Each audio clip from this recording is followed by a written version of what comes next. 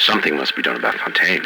While I was buying buildings and fish futures, he was cornering the market on genotypes and nucleotide sequences. Rapture is transforming before my eyes. The great chain is pulling away from me. Perhaps. Frank Fontaine is one of the most important men that Jack will meet during the events of the game BioShock. Not only was he one of the most prominent businessmen that the city would ever know, rivaling even the city's founder for a time, but he was also the man who would ultimately dictate the city's trajectory through his actions. It would be Fontaine that would help to build up the atom industry. Fontaine who would create the ultimate sleeper agent in Jack Ryan, and Fontaine who would bring all-consuming war to the streets of this submerged city. They're coming to my house expecting a show, but they're gonna get a disappearing act. Say goodbye to Fontaine, and hello to Atlas. The story of Frank Fontaine as we know it begins with his arrival in Rapture sometime in 1948, though some reports say that he got his start as a con man in New York City beforehand. Regardless of those claims, however, he would establish himself in Ryan's underwater haven with a business he would call Fontaine Fisheries, a legitimate operation that would use its immediate resource to provide seafood to the citizens of Rapture. Under Fontaine, the business would thrive and flourish, but Frank was never the type to get complacent. The nature of the fishery business would put Fontaine in a unique position with easy access to the open waters of the sea. Thinking of how he could exploit this asset, he would recognize a gap in the market that needed filled. Due to Ryan's disillusion with the surface world, he had banned most outside communication for fear that it would lead them to find or influence his submerged paradise. This meant that several products that were widely available and enjoyed on land were heavily restricted or outright banned within the polite societies of Rapture. Armed with the knowledge of this market void, Fontaine would actively seek to fill it. Putting on the air of a blue-collar worker, he would approach several of his fishery employees and recruit them into his illicit production. The contraband business would prove exceptionally lucrative for Fontaine. As expected, people wanted the hard-to-get items from the world they'd left behind, and they would pay a premium for the privilege. However, while financially business would boom, it would also mark Fontaine as a dissident to Ryan's vision. As more and more contraband would make its way into Rapture, it wouldn't be long before Ryan himself would take notice. It would also be around this time that another business proposition would be laid at his feet by a scientist named Brigid Tenenbaum. Tenenbaum had happened upon the discovery of an underwater sea slug with miraculous properties. Bringing this finding to several reputable research facilities around the city, she would be turned away from every one. Without the funding or facilities to research this slug herself, she would turn to a more shady partner in Fontaine, and together they would completely shift the course of this city forever. Prison camps. But she's no crackpot. She's gonna make me the kind of scratch that'll have Ryan look like he's running a paper route. She just needs some support. Tenenbaum's research of the slug would yield a genetic substance which she would dub Atom, a substance with truly phenomenal potential and endless application, but unfortunately there was a problem. Each slug would only produce a moderate amount of Atom, which made research and expansion of its abilities nearly impossible. This meant that before the true understanding of its market value could be assessed, they'd need to find a reliable way to generate more. This need would lead to the creation of the Little Sisters, young girls who'd had a slug implanted in their stomachs that could exponentially increase the production of Atom. However, little girls weren't exactly an easy resource to acquire, so in order to acquire greater quantities of test subjects, the ever-industrious Fontaine would found the Little Sisters Orphanage in Apollo Square, taking girls with nowhere to go and turning them into hollow-eyed atom factories. This new abundance of the substance would lead to a boom of innovation under the sea. Tenenbaum and another hire named Yi Suchong would work in tandem to push the limits of what Atom was truly capable of.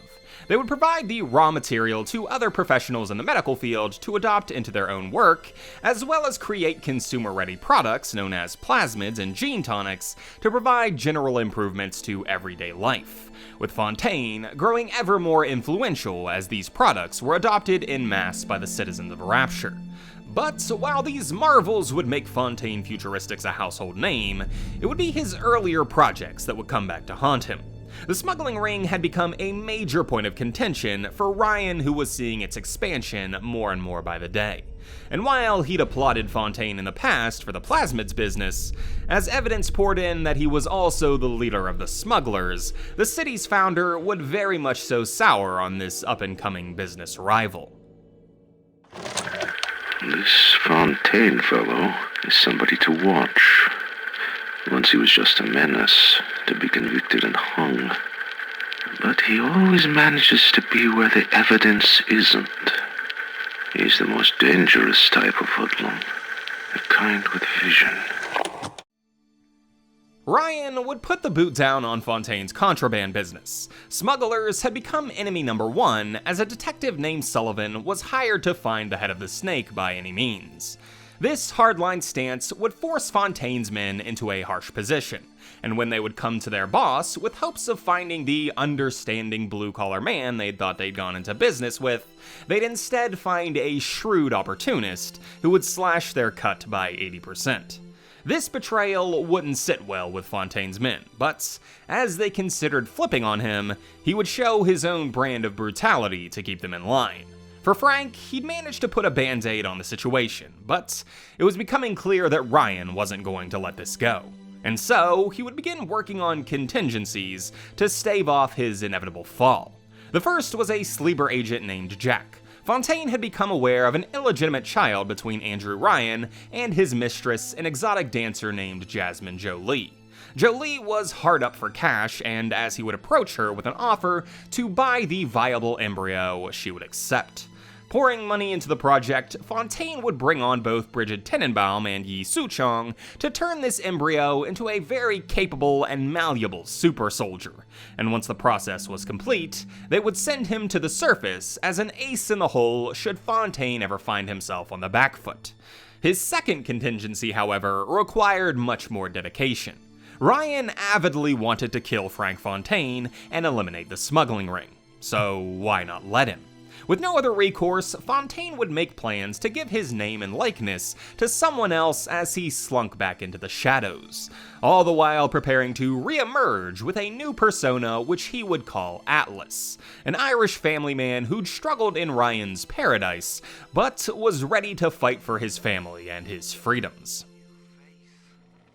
I have a new goddamn face. Who'd have thought? Rapture. Paradise of the confidence man. I gotta keep revising the Atlas voice. I figure the accent gives me an excuse to lock myself in a room with a bottle and count the cash. In September of 1958, Fontaine would be gunned down in a shootout with Ryan's men, and with his death, Atlas could truly be born.